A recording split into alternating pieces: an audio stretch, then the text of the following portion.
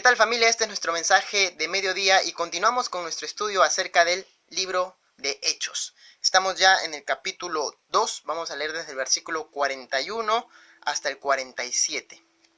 Leemos Hechos capítulo 2, versículo 41 al 47.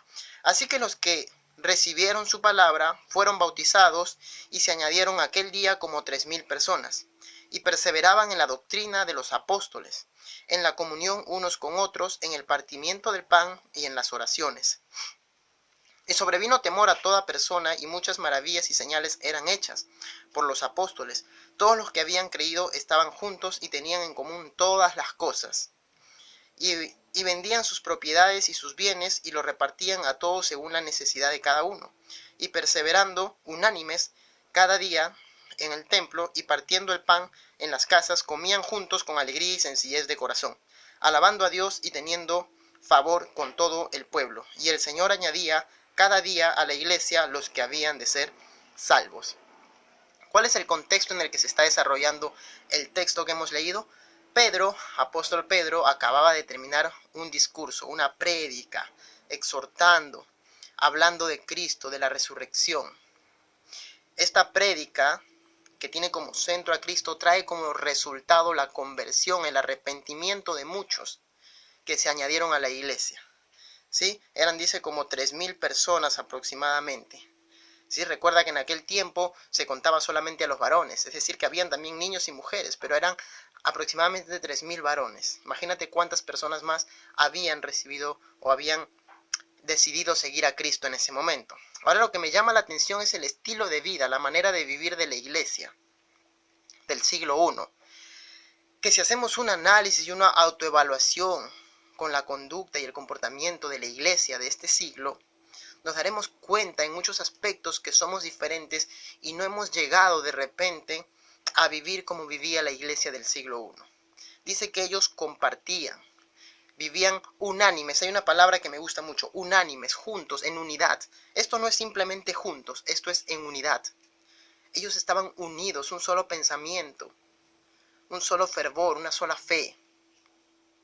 Esta era la iglesia, compartían el pan, la Santa Cena, meditaban acerca de Cristo, oraban juntos, perseveraban en la doctrina de los apóstoles, que es la enseñanza que Cristo les dio.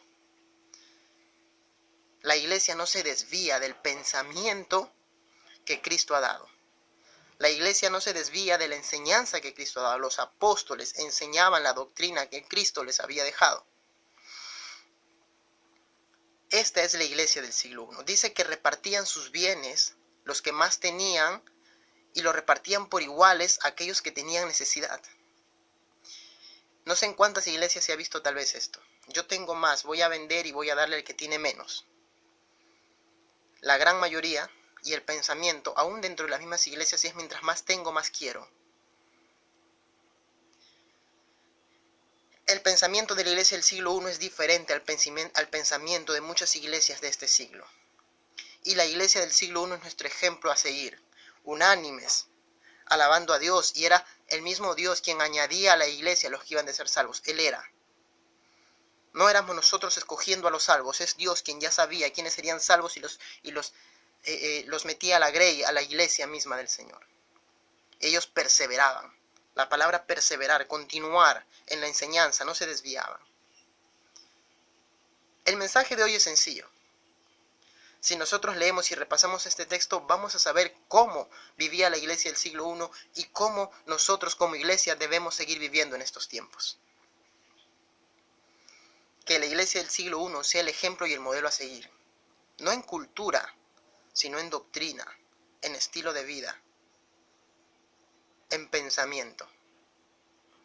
En tanto nos arraiguemos a esta iglesia del siglo I, comenzaremos a depurar las cosas que la iglesia del siglo XXI está haciendo mal. Unánimes, juntos, en unidad, compartiendo con los demás, al que tiene necesidad, perseverando en la doctrina.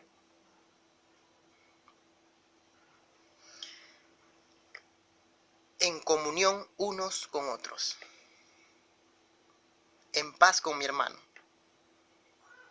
Este es el pensamiento de la iglesia del siglo I. Familia, practiquemos esto cada día en nuestras congregaciones. Ahora, por la pandemia, solo virtualmente, pero va a haber la oportunidad en que nos juntemos y apliquemos cada uno de estos puntos que nos muestra como ejemplo la iglesia del siglo I. Este ha sido el mensaje de mediodía. Dios los siga bendiciendo.